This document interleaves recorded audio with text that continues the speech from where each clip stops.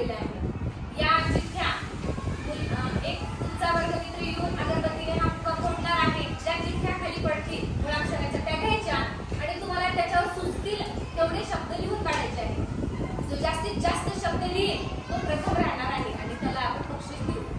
तर या एक जण या।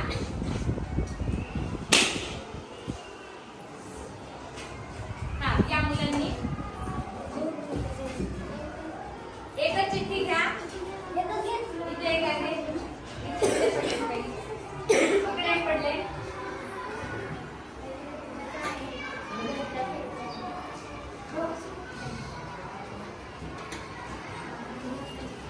तुम्हाला वेळ देण्यात येईल आणि तुम्ही